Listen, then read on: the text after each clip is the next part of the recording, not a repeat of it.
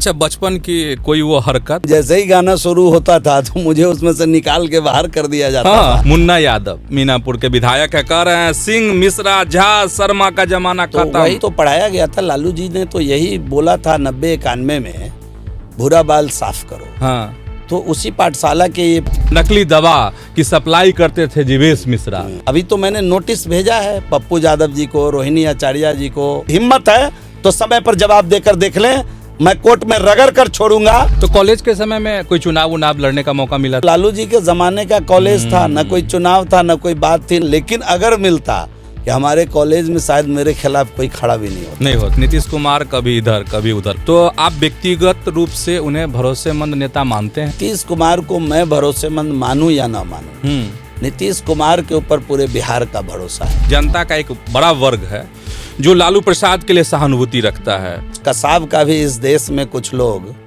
समर्थक हो गए, बाद में वो केस लड़ा यहाँ। ऐसे ही लालू जी को भी कुछ लोग समर्थन दे रहे होंगे। क्या भाजपा सिर्फ सत्ता के लिए जदयू के साथ चल रही है? कदापि नहीं। भाजपा और जदयू का केमिस्ट्री आज का नहीं है। तेजस्वी कह रहे हैं कि ये सब नारा है, धूल चटा देंगे, धूल। उन्होंने कहा कि हम चुनाव का बाइकाट करेंगे। हाँ। चूंकि उनको सामने हार दिख रही है, 0 पर क्लीन बोल्ड हो जाएंगे वो। 21 लाख जो लोग मर चुके हैं, मृतक हैं, क्यों राजद के लोग उनको वोटर लिस्ट में रखना चाह रहे हैं? और जब मैं 11 साल का हुआ तो हमारे पिताजी दुनिया से चले गए, तो हम लोगों की स्थिति काफ़ी खराब हो गई। मतलब बहुत दयनीय स्थिति में हमारा पूरा परिवार आ गया।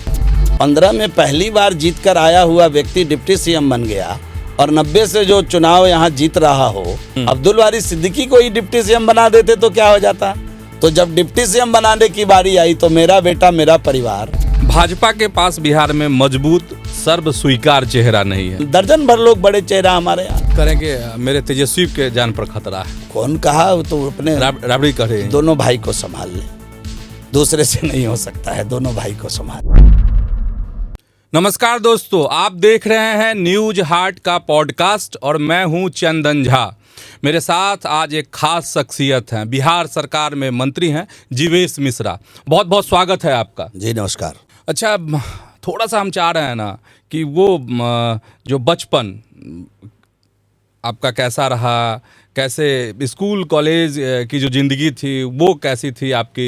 देखिए, हम तो ग्रामीण परिवेश के लोग रहे हैं। हम दरभंगा जिला के एक छोटे से गांव में पैदा हुए और उसी गांव से मेरा परवरिश प्रारंभ होता है। और जब मैं 11 साल का हुआ तो हमारे पिताजी दुनिया से चले गए। उसके बाद की पढ़ाई हमारे चचेरे भाई के सौजन्य से 10th तक की पढ़ाई मोतिहारी जिला स्कूल से हुआ। तो ये एक अनुभव है। उसके बाद जब मैं पुनः लौटकर गांव आया, मिथिला यूनिवर्सिटी के स्टूडेंट के तौर पर आया, तो मुझे मेरे घर में उस समय बहुत सब लोग बेरोज़गार थे। फादर थे नहीं, मदर भी बीमार हो गई थी। तो उसके बाद मुझे निर्णय लेना पड़ा अपनी पढ़ाई के लिए, जो मुझे आगे पढ़ाई करनी है। तो मैं खुद ट्यूशन पढ़ा करके आगे की पढ़ाई, ग्रेजुएशन किया, फिर LLB किया, फिर आगे MA करने का अवसर मिला। राजनीतिक जीवन में आने के बाद PhD करने का अवसर मिला। तो पढ़ाई में रुचि थी, पठन पाठन में रुचि थी, तो ये सब काम को करता रहा। लेकिन बचपन जो है वो थोड़ा ज़रूर बहुत संघर्ष का रहा, इसमें कहीं कोई दो राय नहीं। कि आप ज़रा समझिए कि गांव के अंदर एकांकी परिवार हो, एक कमाने वाला व्यक्ति हो और सब खाने वाले हो घर में, उस परिवार का मुखिया जब चला जाए तो उस परिवार के ऊपर कितना बड़ा दुख का पहाड़ आ सकता है। और 71-72 में ही हमारे घर में हर सुविधा थी। मेरे पिताजी साधन संपन्न लोग थे। उस समय अच्छे हाई स्कूल में हेडमास्टर के तौर पर जॉब करते थे। और बाद में 74 आंदोलन में जॉब रिज़ाइन करने के बाद वो आंदोलन में शामिल हो गए। JP आंदोलन में मिसा लग गया, जेल में रहना पड़ा। उसके बाद जब लौट कर वो आए तो हम लोगों की स्थिति काफ़ी ख़राब हो गई। मतलब बहुत दयनीय स्थिति में हमारा पूरा परिवार आ गया। कुछ ही दिनों बाद उनकी मृत्यु भी हो गई। तो वो सब टाइम बड़ा मतलब पीड़ा का टाइम रहा, बहुत संघर्ष का टाइम रहा। और मेरे बड़े भाई उस समय बहुत संघर्ष करके हमारे परिवार को बचाने का काम किए। तो वो एक अलग मतलब जब याद आता है तो लगता है कि मनुष्य कितना संघर्ष किया है वो उस जीवन में झांक कर देखने के बाद पता चलता है। इसलिए आप देखते हुए मैं कभी किसी मोमेंट पर घबराता नहीं हूँ, ना ही किसी से डरता हूँ, ना ही किसी से घबराता हूँ। मेरे जीवन में उससे बड़ा दुख नहीं आ सकता है जो 11 साल में मैंने अपने पिता की मौत देखी है। उससे बड़ा दुख आ ही नहीं सकता है, ईश्वर अब मुझे दे ही नहीं सकते हैं। इसलिए मैं न किसी से डरता हूँ, न घबराता हूँ, अपनी बात ठोक कर राजनीति में भी कहता हूँ।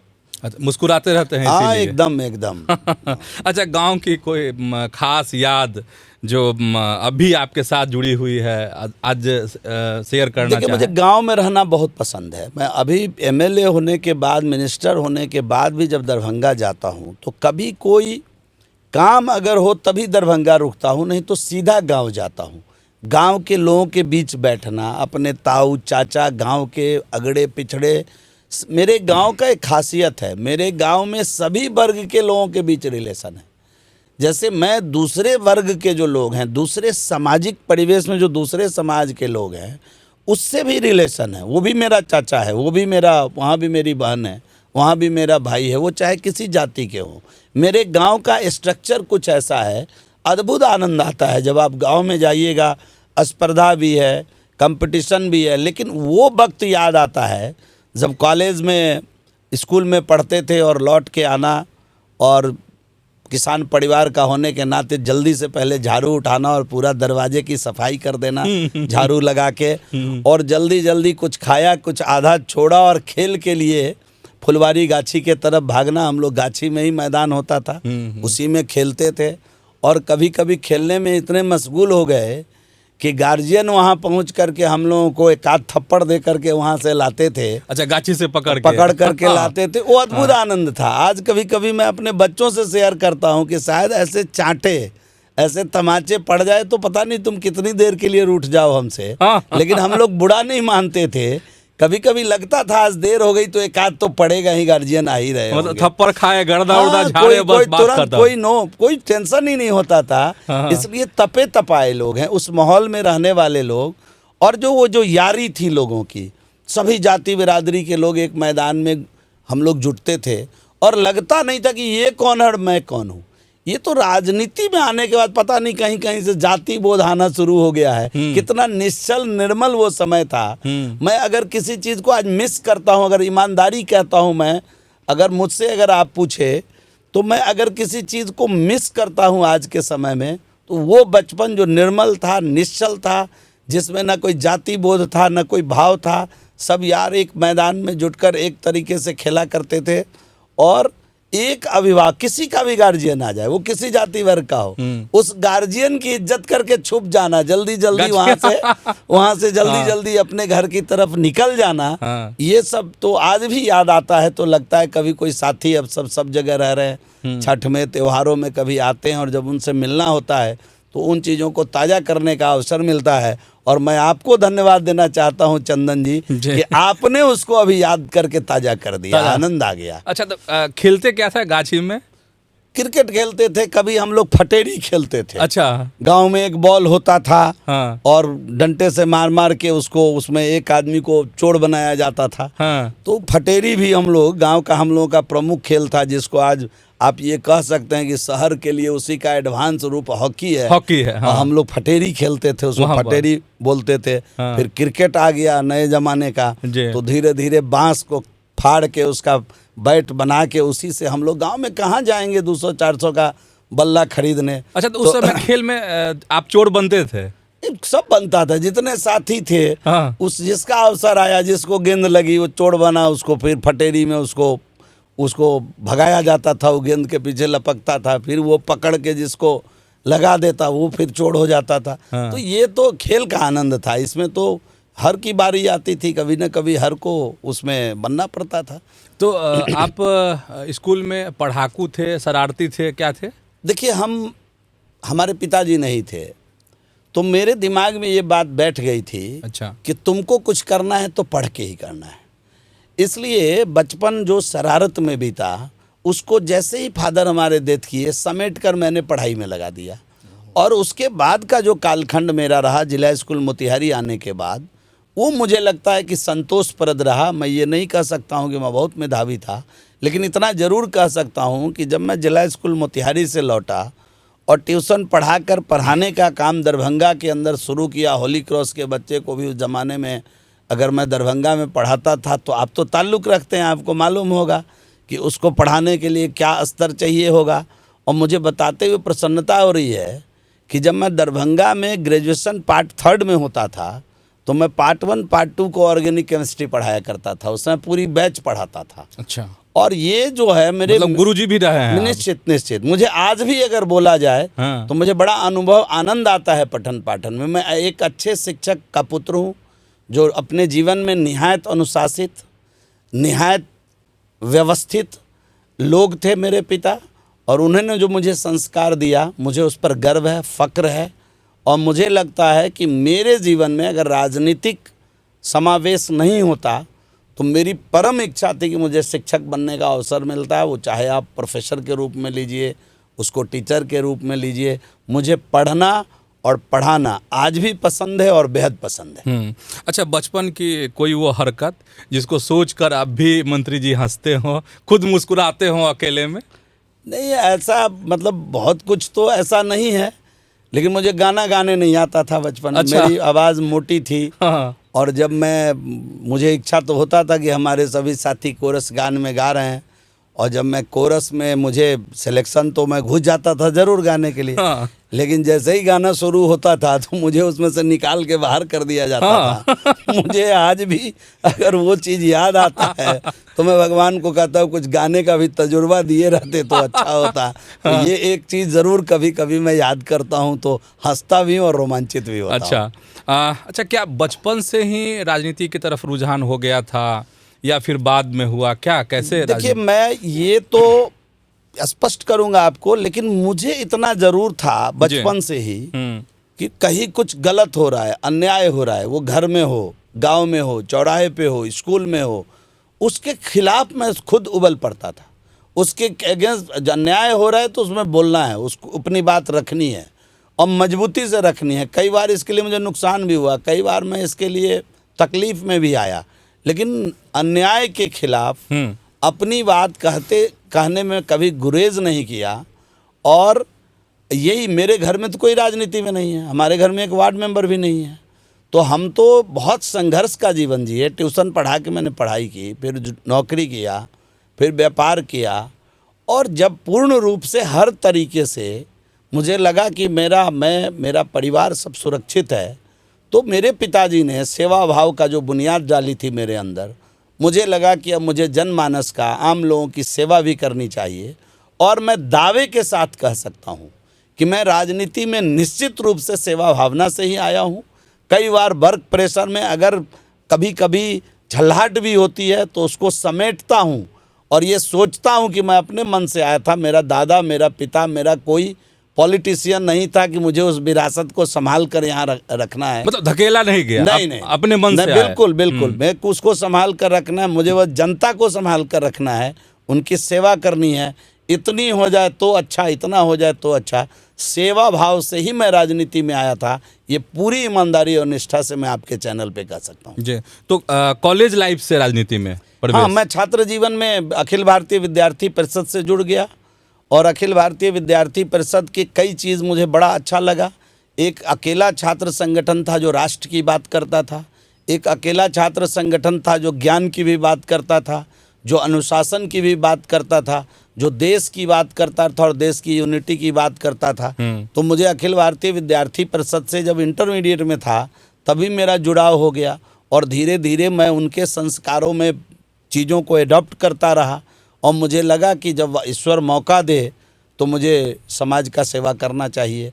और जब वक्त आया, जब ईश्वर ने मुझे मौका दिया, तो पार्टी ने भी मुझे मौका दिया। पार्टी का भी 1998 से प्राइमरी सदस्य और 2002 से सक्रिय सदस्य के तौर पर मैं सेवा कर रहा हूँ। तो कॉलेज के समय में कोई चुनाव लड़ने का मौका मिला था? कॉलेज, हम लोग के कॉलेज तो लालू जी के ज़माने का कॉलेज था, न कोई चुनाव था, न कोई बात थी, न कोई नौकरी था, न कोई पढ़ाई थी, न कोई मौका, तो न कोई मौका था।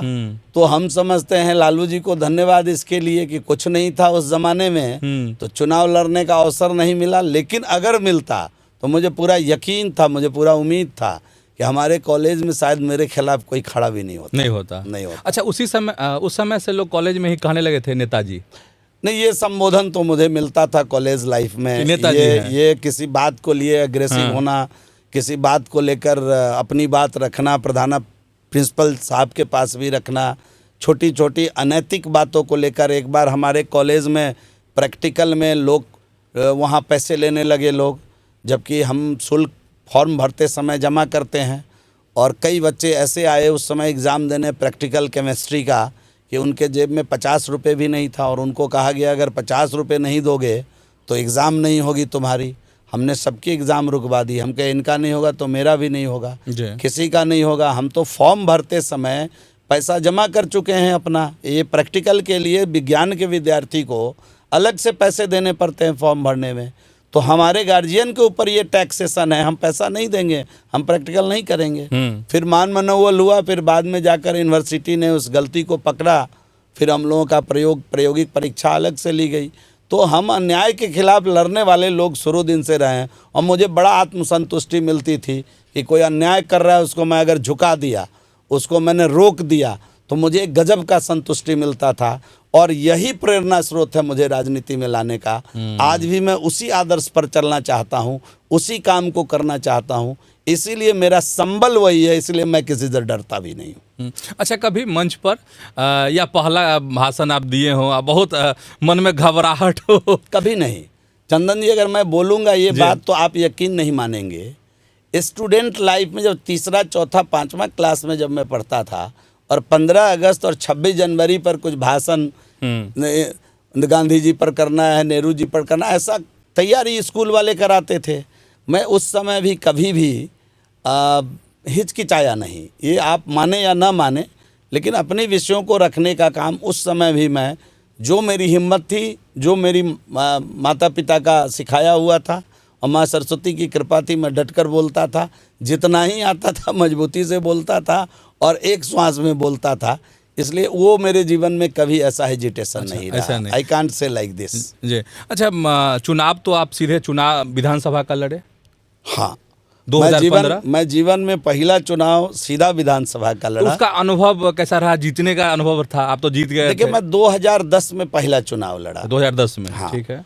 और मैं पहला चुनाव जो लड़ा, तो बाद में मुझे पार्टी और बाकी लोगों ने मिल कर के, मैं चुनाव का नामांकन वापस तो नहीं लिया, लेकिन पार्टी ने मुझे भी एक प्रकार से स्थिर कर दिया। संघ परिवार के लोगों ने मुझे स्थिर कर दिया कि आगे आपको अवसर ज़रूर मिलेगा, आप स्थिर हो जाएं। तो उस समय मैं स्थिर हो गया ज़रूर। लेकिन जब 15 में पार्टी ने मुझे अवसर दिया, 14 में फिर मेरे यहाँ बाई इलेक्शन हुआ। मैं उस समय भी सीरियस कैंडिडेट था। हमारे पार्टी के बड़े नेताओं ने मुझसे कहा कि अभी आपके पक्ष में निर्णय नहीं होने वाला है। तो मैं कहा कोई बात नहीं, मेरे से जो पहले मैंने भूल की है वो आगे जीवन में नहीं करूँगा। पार्टी मेरे लिए भगवान है, राष्ट्र प्रथम, और उसके बाद तो पार्टी ही है। आप ही ने सिखलाया है। तो 15 में पार्टी ने मुझे स्वयं अवसर दिया, और 15 मेरे जीवन का कायदे से देखिए तो पहला चुनाव था। ये कहने के लिए दूसरा था, लेकिन लड़ता हुआ पहला चुनाव था 15। और पहली बार पार्टी ने टिकट दिया मुझे 15 में। और 15 जैसा कठिन चुनाव, मैं धन्यवाद देता हूं जाले की महान जनता को कि उन्होंने मेरे जैसे एक छोटे से परिवार, किसान परिवार के लोग, एक शिक्षक पुत्र और किसान परिवार के लोगों पर भरोसा जताया, और उन्होंने उस कठिन चुनाव में जिता करके मुझे बिहार विधानसभा भेजा। तो मैं भी पूरी ताकत के साथ 5 साल उनकी सेवा में कोई कमी नहीं की। और जाले का इतिहास रहा कि लगातार दूसरी बार 20 में उन्होंने मुझे अवसर दिया। मैं शुक्रगुजार हूँ, मैं धन्यवाद देना चाहता हूँ जाले की महान जनता को। और मैंने फिर उसके बाद लगातार उनका सेवा करने का काम किया। तो ये तो अनुभव अच्छा है। पहली बार जब जीते तो थोड़ा रोमांच तो हुआ ही कि चुनाव जीत गए, अब एमएलए बनेंगे। अनुभव तो था नहीं कि एमएलए बन के क्या करेंगे, क्या करना है। पहली बार जब चुनाव लोग लड़ता है तो जनता जो भी काम कहती है उनको लगता है ये सब काम हम चुटकी बजा के कर देंगे। हाँ। लेकिन जब चुनाव जीत कर आते हैं तो उनको लगता है ये व्यवस्था है, इतनी राशि है, इतना काम हो सकता है, इसमें ये प्रायोरिटी का वर्क है। तो इस प्रकार से उसको सजा कर काम करने का जब अवसर मिलता है तो वो जो अनुभव होता है एक एमएलए को, उसका फ़ायदा जब दूसरी बार वो जीतते हैं तो ज़रूर मिलता है। मुझे बताते हुए प्रसन्नता हो रही है आपके इस चैनल पर कि मैं 403 किलोमीटर ग्रामीण सड़क पिछले 10 वर्षों में जाले के अंदर बनाने का काम किया हूँ। और हमारी महान जनता हमारे कार्य से मुझे लगता है कि संतुष्ट है। हमको अपने संतोष का इजहार भी समय समय पर वो करते रहते हैं। अन्य बहुत सारे कार्य को मैंने किया, तो एक प्रकार से लगातार जो पहला अनुभव था उसको दूसरी बार लगाया, और मुझे पूरा यकीन है, मुझे उम्मीद है कि तीसरी बार भी जरूर वो अवसर देंगे ताकि बचे हुए काम को मैं आने वाले दिन में पूरा कर दूं। तो फ्यूचर में क्या प्लानिंग, अब जीतेंगे तो ये कर बहुत देंगे? सारा काम है अभी। देखिए हमारा जो ड्रीम अभी है मन में। डेंस आबादी का मेरा एरिया है। हमारा 2 ब्लॉक है। एक ब्लॉक में अभी कंस्टिट्यूएंट कॉलेज है, दूसरे ब्लॉक में एक भी कंस्टिट्यूएंट कॉलेज नहीं है। ज़मीन उपलब्ध है, हम अभी भी उसकी तैयारी कर रहे हैं, लगे हुए हैं।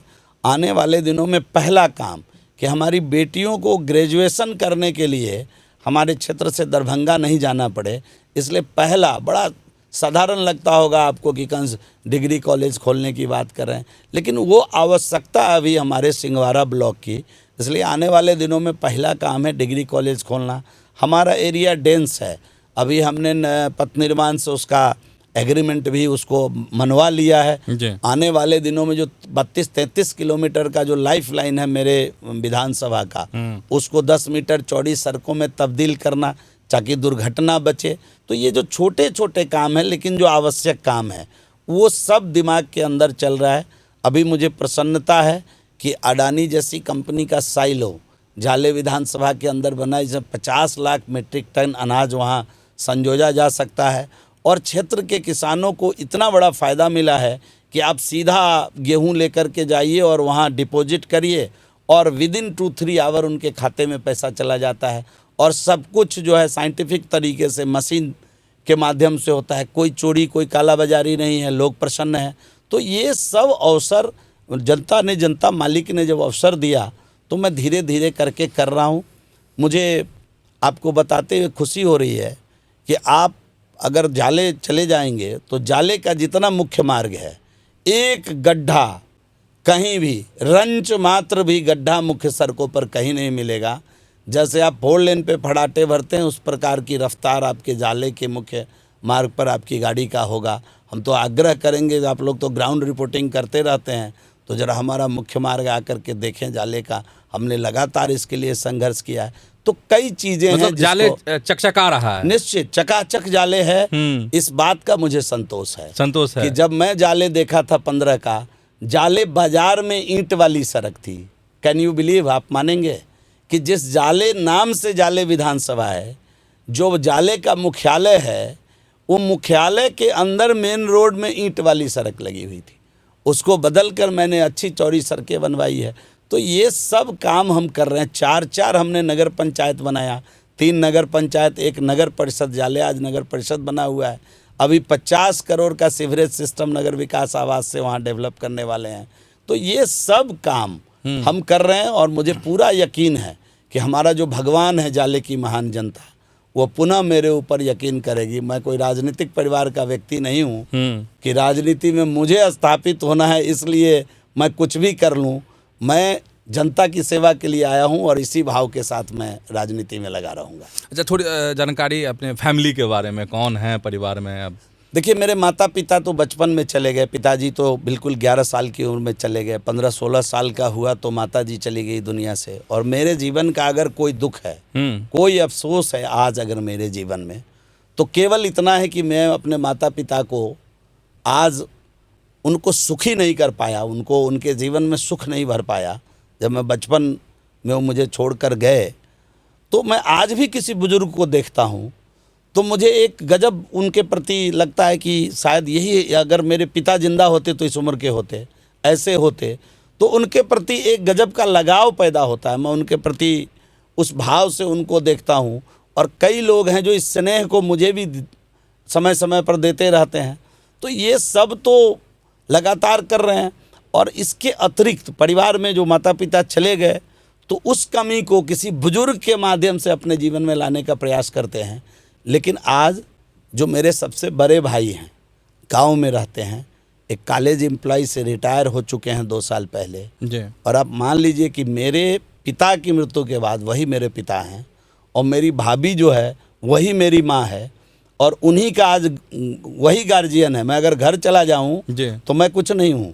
मैं बिहार सरकार का मंत्री होऊंगा, मैं विधायक होऊंगा क्षेत्र के लिए, मेरा बड़ा भाई ही मेरा गार्जियन है, मेरी भाभी ही मेरी गार्जियन है, और इस स्नेह से 8वीं 6ठी 7वीं क्लास से उन्होंने मुझे पाला है, बड़ा किया है। तो हम समझते हैं कि हमारे, और उसके बाद भी एक भाई हैं, तो हम 3 भाई का मेरा परिवार है। एक बहन है जो सबसे बड़ी है, और मेरे 2 बच्चे हैं।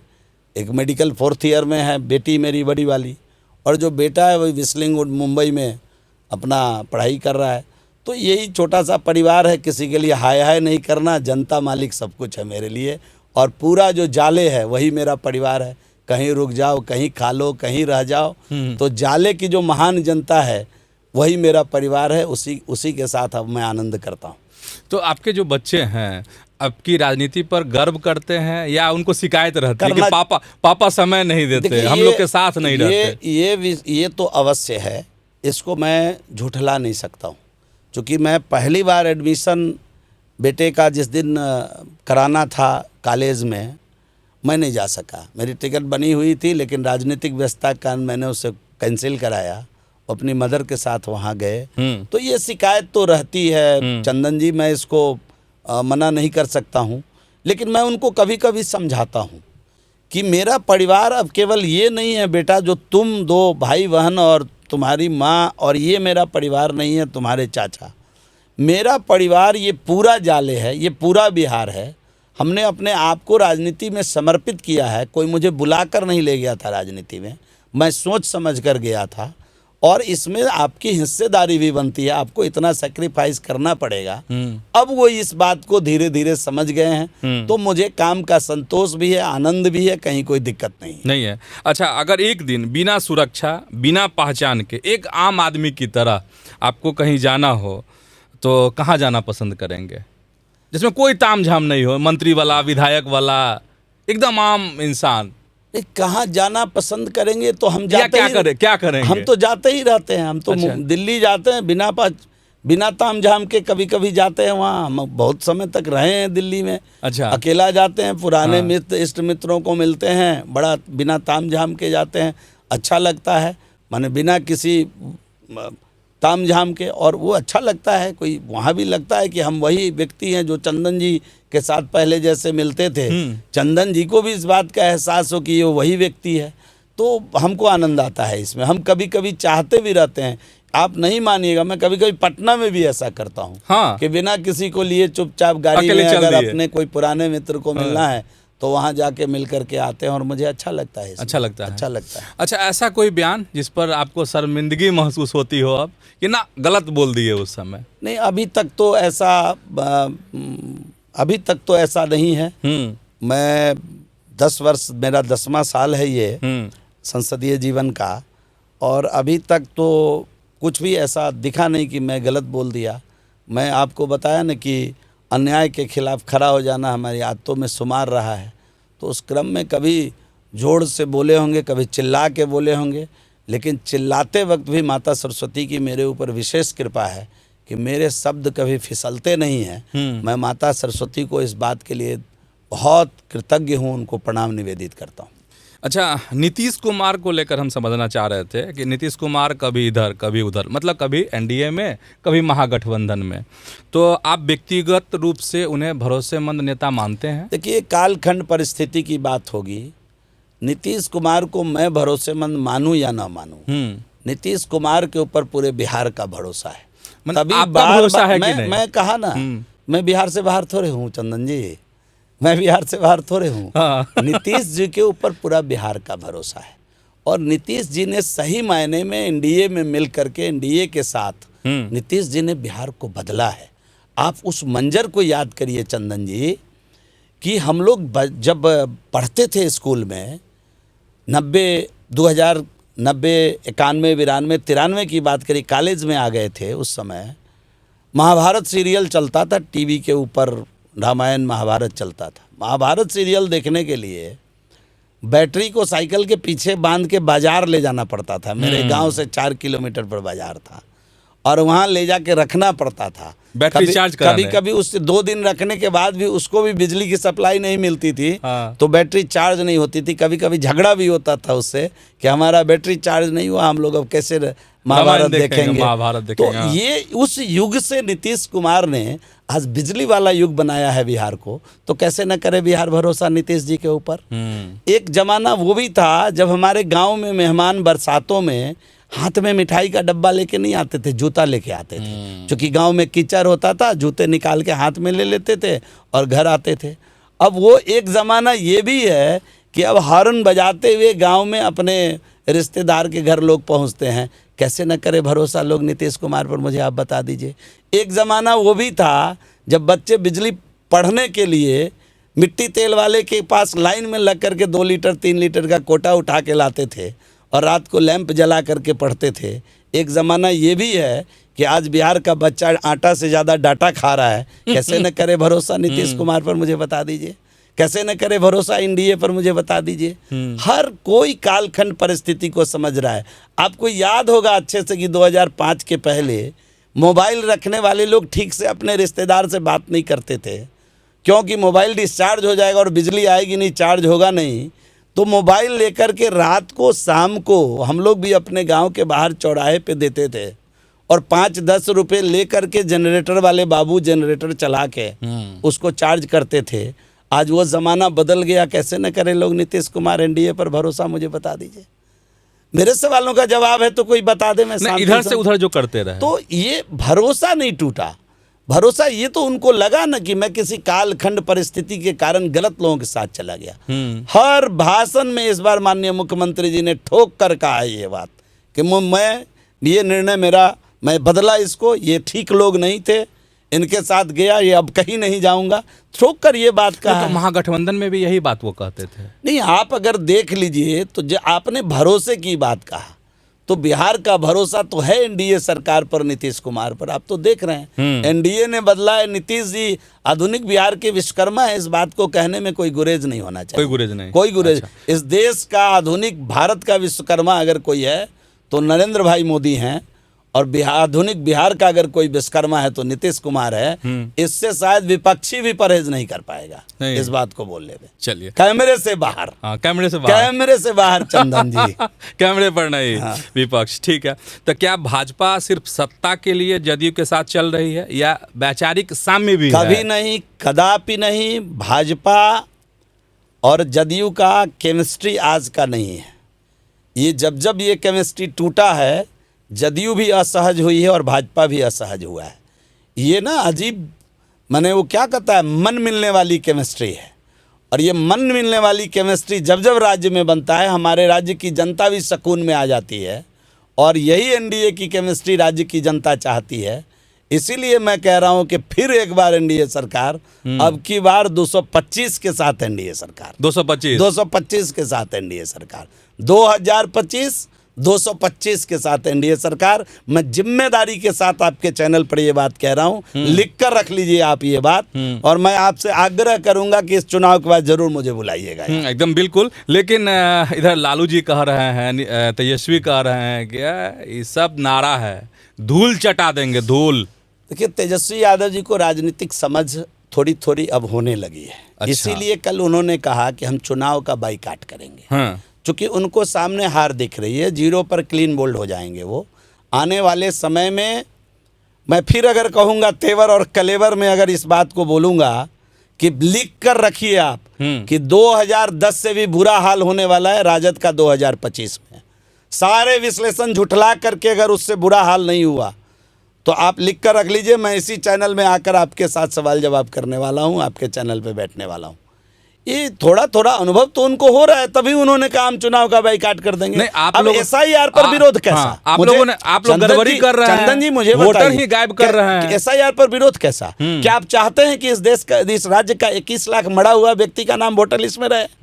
आप चाहते हैं क्या? प्रबुद्ध नागरिक हैं, लोकतंत्र के चौथे स्तंभ हैं। मुझे बता दीजिए आप कि 21 लाख जो लोग मर चुके हैं, मृतक हैं, क्यों राजद के लोग उनको वोटर लिस्ट में रखना चाह रहे हैं? राजद के लोग क्यों उन लोगों को वोटर लिस्ट में रखना चाहते हैं जो इस देश के नागरिक नहीं हैं? राजद के लोग क्यों तो एक बड़ा सवाल है तेजस्वी जी ने उठाया भी है कि आखिर ऐसे लोग कैसे वोटर बने, इसके लिए जिम्मेदार तो आप ही लोग हैं, सरकार तो आपकी थी, लगातार 20 साल से शासन में है। लाइक दिस, तेजस्वी जी को पूरी प्रणाली का ज्ञान नहीं है। तेजस्वी जी को समझना चाहिए कि हर चुनाव के पहले दावा आपत्ति होता रहा है, उनके लोगों ने नाम लिखवाया है। आज आप देख ली आश्चर्य, मेरे यहाँ भी 8,000 से अधिक डुप्लीकेट वोटर कटने वाले हैं। अब कमाल है भाई, आप जाले में भी वोट गिरा लीजिए, दरभंगा का भी वोटर बन जाइए। क्या लोकतंत्र इसकी इजाज़त देता है क्या? तेजस्वी यादव ऐसा क्यों चाहते हैं कि एक व्यक्ति जाले में भी वोट गिरा ले और वही व्यक्ति आके शाम को दरभंगा में वोट गिरा ले? ये राइट का मिसयूज़ नहीं है क्या? वोटर राइट का मिसयूज़ नहीं है क्या? भारत के संविधान से अगर जरा भी लगाव है तेजस्वी यादव को, और राहुल गांधी जी तो बराबर संविधान जेब से खींच कर लोगों को दिखाते हैं, उनको मालूम नहीं कि अनुच्छेद 326 क्या कहता है? अनुच्छेद 326 स्पष्ट कहता है कि जो भारत का नागरिक होगा वही भारत में मतदान करेगा। और मतदान की भी क्राइटेरिया तय है कि एक व्यक्ति एक ही जगह का मतदाता हो सकता है, न कि घुमंतू बन के बार बार हर जगह मतदान करेगा। और इसीलिए प्रावधान लाया गया कि अगर आपको कहीं अपना नाम जुड़ाना है तो आपको नाम कटवाना है, एक फॉर्म से नाम कटवाना है, एक फॉर्म से नाम जुड़वाना है। मैं ओपन चुनौती देता हूं तेजस्वी यादव जी को, खुले मन से SIR पर डिबेट कर लें वो मेरे साथ। क्या बात करते हैं आप क्यों देश के संविधान को झुठलाना चाहते हैं? नहीं तो डिबेट तो विधानसभा में करना चाह रहे थे, आप लोग मौका ही नहीं दिए। उन्होंने तो पूरी बात कह दी। हाँ। डिबेट का तो उन्होंने डिबेट जो जिस नियमावली के साथ उनको लाना चाहिए प्रस्ताव, क्या तेजस्वी यादव जी लाए क्या? वो केवल अपनी बात कहना चाह रहे थे, और जब हम अपनी बात कहने वाले थे उस समय अपने लोगों से हंगामा खड़ा करवा दे रहे थे। आपने देखा नहीं लगता है पूरे उनके चाल चरित्र चेहरा को इस 5 दिन में? ये मानसून सत्र था, ये अपनी बात अपना मैसेज, उनको पूरा मौका दिया अध्यक्ष जी ने, पूरा मौका दिया उनको, पूरी बात उन्होंने सदन के अंदर रखा। और जब सत्ता पक्ष की बात कहने की बारी आती थी तो हल्ला हंगामा करना शुरू कर देते थे। ये लोकतंत्र नहीं है। लोकतंत्र संवाद से चलेगा, लोकतंत्र लाठी से नहीं चलेगा चंदन जी, लोकतंत्र संवाद से चलेगा। और संवाद के लिए अपने सदन का इतना खूबसूरत नियमावली है कि अगर 243 विधायक बिहार विधानसभा में है, 4 घंटे की डिबेट होगी तो 4 घंटे को 243 से भाग दे करके एक व्यक्ति का हिस्सा निकलेगा, और जिसकी जितनी संख्या होगी उसको उतना टाइम मिलेगा उस दल को। क्या बात करते हैं? इससे बड़ा न्याय क्या हो सकता है? 1 मिनट भी ज़्यादा समय सत्ता पक्ष को नहीं मिलता है, जितना जिसका समय है उसको उतना ही टाइम मिलता है। और अपनी बात मजबूती से कहनी चाहिए, संवाद से कहनी चाहिए। अफसोस नहीं है कि आखिरी सत्र था, अब अगले बार क्या होगा, कौन लोग जीत के आएंगे नहीं आएंगे, और इतना बड़ा इशू बिहार के लिए, और विपक्ष चाह रहा था और आप लोग नहीं, विपक्ष तो 5 दिन जनता का एक सवाल नहीं किया, एक सवाल रजिस्टर नहीं है उनके द्वारा, उनके किसी साथी के द्वारा पूछा। सरकार को कौन घेरेगा? अपने लोकतंत्र की क्या खूबसूरती है? ये विपक्ष का मतलब विरोधी दल नहीं होता है इस स्वतंत्र भारत में। विपक्ष का मतलब है सत्ता पक्ष का प्रतिपक्ष।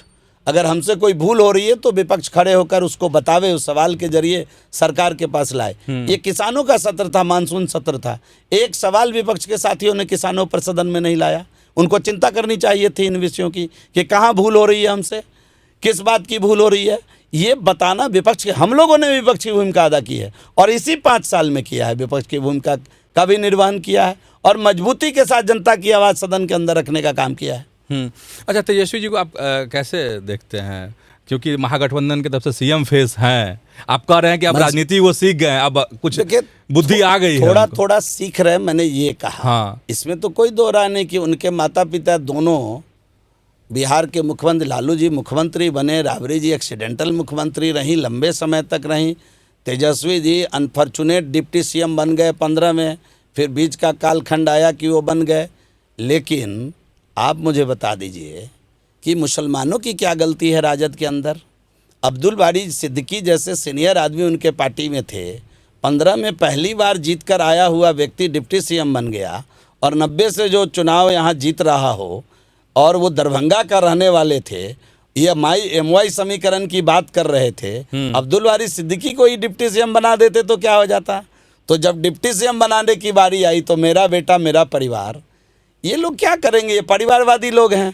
आप किस बात का MY समीकरण? मुसलमानों को डटकर जवाब देना चाहिए इन चीज़ों का कि केवल आपका उपयोग कर रहा है राष्ट्रीय जनता दल, केवल आपका उपयोग करता है, वोट के लिए उपयोग करता है। आपके झोली में अगर किसी ने कुछ डाला है तो एनडीए सरकार डाली है, नीतीश कुमार जी ने डाला है। और इस बात को प्रामाणिकता के साथ लालू यादव जी ने 15 में अपने बेटे को डिप्टी सीएम बनाकर दिखा दिया।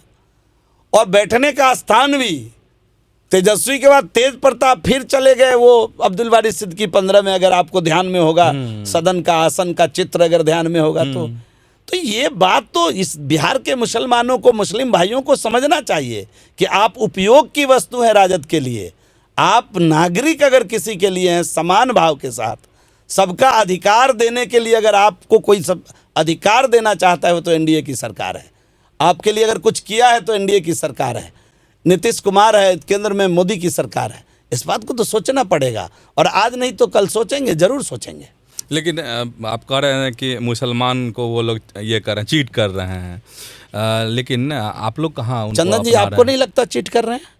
अब पहली बार जीत करके अपना बेटा, आप लोग भी तो धमकाते नहीं, हैं। आप पहली बार जीत के 15 में उनका बेटा पहली बार क्रिकेट खेल रहा था, क्रिकेट की मैदान से आया, चुनाव के मैदान में उतर गया, पहली बार जीत कर आया, और पहली बार जीत कर आया आप सीधा डिप्टी सीएम बना दिए। और 90 से 78-77 से राजनीति में पांव टिकाकर रहने वाले अब्दुल वारिस सिद्दीकी जी माइनॉरिटी के लोग थे, मुसलमान थे, इसलिए उनको डिप्टी सीएम नहीं बनने दिया राजद के लोगों ने। क्यों क्या मेरिट नहीं था डिप्टी सीएम बनने का उनमें? क्यों नहीं बनाते आप डिप्टी सीएम उनको? आप एमवाई समीकरण की राजनीति कर रहे थे, आप क्यों नहीं बनाए उनको? मेरा सवाल है, और इस सवाल का जवाब है, किसी के पास तो आए मुझे बताए कि क्या जवाब हो सकता है इसका। ये परिवारवादी लोग हैं, परिवार के सामने केवल परिवार का हित, परिवार परिवार परिवार का हित, इसके आगे लालू यादव का परिवार, लालू यादव जी का परिवार कुछ सोच ही नहीं सकता। अच्छा, ये सीएम मटेरियल कहा जाता है तेजस्वी को, आपको लगता है कि है अभी वो बात नहीं? आपको लग रहा है, आपको लग रहा है, अलग अलग उन्हीं के विधायक से पूछिए ना क्या जवाब देते हैं ऑफ द कैमरा, वो क्या बोलते हैं। कहते हैं ललबबुआ का ला के ठोक दिया हम लोगों के ऊपर। हाँ, आप बात तो करिए अलग अलग कभी, आरजेडी के विधायक कहते आप हैं। बात तो करिए ना। आप ऑफ कैमरा में बता दूंगा 2-4 लोगों का नाम जाकर कभी, अच्छा, नाम पूछ भी बता लीजिएगा देंगे ऑफ कैमरा जाकर के कि हम लोगों के ऑन कैमरा बता दीजिए, हम लोगों एकाध के नाम। अनुभव में क्या कमी थी भाई, ऐसा हाँ। कहते हैं वो। हाँ। आज इससे दिग्गज लोग हैं यहाँ बैठे हुए, उनको अवसर नहीं मिल रहा है, वो बोल नहीं पा रहे हैं। और ये तो परिवारवाद की परंपरा है, युवराज वही होंगे। तो ये तो मैं कई बार मजाक में कहता हूँ, तो आपको तय करना था ना कि आप युवराजवादी पार्टी में रहेंगे कि आप राष्ट्र के लिए, राज्य के लिए काम करने वाले पार्टी के साथ चलेंगे। विचारधारा तो आपका है। अच्छा, भाजपा के पास बिहार में मजबूत सर्व स्वीकार चेहरा नहीं है क्या? भाजपा किसने कह सिर्फ दिया? मोदी चेहरा के सहारे बिहार का चुनाव लड़े? किसने कह दिया नहीं है? हमारे पास कौन जिसको सब स्वीकार करता, सब स्वीकार कर रहा है? कौन है बताइए? हमारे यहाँ सभी नेता को सब स्वीकार कर, नहीं सभी को तो हमारे यहाँ का स्ट्रक्चर ऐसा है। हाँ। कि हमारे यहाँ जो मंडल का अध्यक्ष है वो भी सब सर्व स्वीकार है। आप कहाँ चले गए इन चीजों में? और ये तो अच्छी, अच्छा, 1-2 नाम बताइए। अरे तो बोलिए, हम नाम बताते हैं, उसमें आप टिक कीजिए। मैं कह रहा हूँ ना, ये तो अच्छी बात है कि हमारे पास नरेंद्र भाई मोदी जैसा चेहरा है, तो अच्छी बात है। तो मतलब उन्हीं के चेहरे पे चुनाव, नेता भी है, नीतीश कुमार के चेहरे पे चुनाव। मेरे पास नेता भी है, मेरे पास कौन बेस्ट नेता कौन है बिहार बीजेपी में? नेता भी है, नीति भी है, नियत भी है, सब है। तो इसलिए लेकिन मैं चेहरा नहीं है। क्यों नहीं है? आज कौन है बड़ा चेहरा आपको बिहार दिख बीजेपी? क्यों नहीं रहा है? मुझे तो खुद आश्चर्य लग रहा है। नहीं तो बताइए ना, हम एक नाम चाहते हैं कि बताइए कि ये सबसे बड़ा चेहरा। मैं तो बोल ही रहा हूँ, बड़े चेहरों की कमी थोड़े, आप तो दर्जन भर लोग बड़े चेहरा हमारे यहाँ खड़े हैं। मतलब कोई एक नहीं ना, आप सर्व स्वीकारता तो नहीं ना? सर्व स्वीकारता सबों की है। अब मुझे उसमें स्वीकार, अगर नीतीश जी है एनडीए के साथी के तौर पर, तो नीतीश जी के साथ हम लोग मैदान में डटे हुए हैं। लेकिन भाजपा में कौन बड़ा चेहरा? मैं कह रहा हूँ एक हो तब तो मैं बता दूं आपको। अगर एक हो चंदन जी तो मैं बता दूं चंदन जी है। मेरे पास तो नेताओं की लंबी लिस्ट है, और सब एक से एक योद्धा है भाई, एक से एक लीडर है, एक से एक नेता है। उनके अपने समाज में अपना एक महत्व है, बिहार के अंदर उनका एक महत्व है, आप देख लीजिए। अच्छा, हम नाम ले लेते हैं, नंबरिंग कर दीजिए। मैं अपनी पार्टी में किसी नंबरिंग करने की हैसियत को नहीं रखता हूँ। अच्छा, ये जान लीजिए, मैं पार्टी का छोटा सा कार्यकर्ता हूँ। इस नाते अगर हमारे सवाल कुछ होंगे तो मैं जरूर बताऊंगा, लेकिन मैं इतना जरूर कह सकता हूँ कि भारतीय जनता पार्टी नेतृत्व से भरी हुई पार्टी है।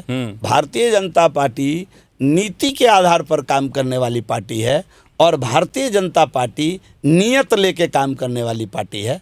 इसलिए हमारे पास सब कुछ है और हम सक्षम नेतृत्व के साथ चुनाव में जाने वाले हैं। अच्छा, आप एक तेज तर्रार मंत्री हैं, क्या आपको लगता है कि बीजेपी में नई पीढ़ी को उचित मौका मिल रहा है? मिल रहा है अवसर, मिल रहा है। या बीजेपी में उचित, लेकिन पुराने चेहरों का अभी वर्चस्व है? नहीं, आप अगर देख लीजिए कि बीजेपी ही एक ऐसी पार्टी है जहां कोई किसी के कर्तृत्व को रोक नहीं सकता है। आप अगर देखें तो क्या आपको मालूम था कि अडवाणी जी के, अटल जी अडवाणी जी के बाद हमारा प्रधानमंत्री चेहरा कौन होगा? आप ईमानदारी बता दीजिए। तो ये तो बीजेपी है, यहाँ तो दर्जन भर लोग खड़े होते हैं। आगे जब भी अगला नेतृत्व तो हमारा तैयार है, पार्टी को तय करना है, हमारे कार्यकर्ताओं को तय करना है। हमेशा राज्य हो, राष्ट्र हो, हर स्तर पर भारतीय जनता पार्टी कार्यकर्ता निर्माण के काम में हमेशा लगी रहती है और भारतीय जनता पार्टी अपने कार्यकर्ताओं को ही अवसर देती है आगे आने का। इसलिए हमें क्या चिंता है? हम तो लगातार कार्यकर्ता निर्माण कर रहे हैं और उसी में से कोई कार्यकर्ता हमको कल लीड करेगा। इसके लिए तो मनमानस और अनुशासन भी है हमारे पार्टी का, कहीं कोई चूं चां भी नहीं हो सकता है हमारे यहाँ अपने अनुशासन में। तो यही तो पार्टी की खासियत है, यही तो मैं बताया कि नियत भी है, नेता भी है और नीति भी है।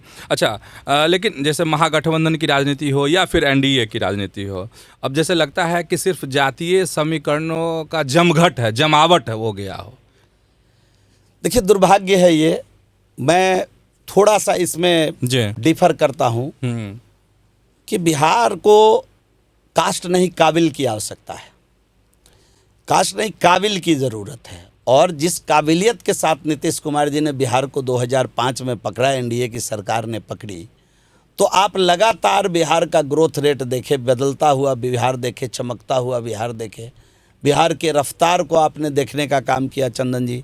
लेकिन अब हम जातीय विषयों में जाकर जब फंसते हैं तो समाज के अन्य वर्गों का थोड़ा नुकसान होता है। हम समझते हैं कि सबको साथ लेकर चलना, जो भारतीय जनता पार्टी हमारे प्रधानमंत्री जी कहते हैं मूल मंत्र की सबका साथ और सबका विकास, तभी हम राज्य और राष्ट्र का विकास कर सकते हैं। हम व्यक्तिगत रूप से कास्ट पॉलिटिक्स में बहुत रुचि नहीं लेते हैं और हम सबको लेकर चलने का प्रयास करते हैं और हमारी व्यक्तिगत राय भी यही है।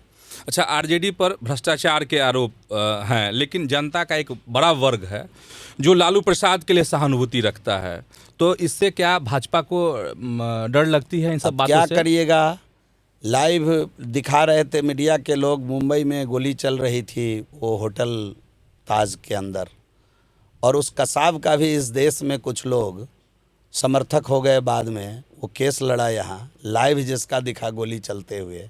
यह देश तो न्याय के साथ चलने वाला, सिद्धांत के साथ चलने वाला देश है, उसको भी मौका दिया गया इस देश के अंदर कि अपना पक्ष रखो और फिर जाके सज़ा दी गई।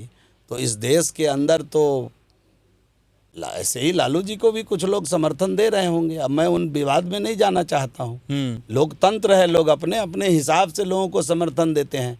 लेकिन लालू जी का जो जलवा था, लगता है कि पकड़ है बहुत जबरदस्त। किधर पकड़ है? लालू जी तो 95 में जिन्न निकाल रहे थे, अभी तो स्ट्रगल कर रहे हैं।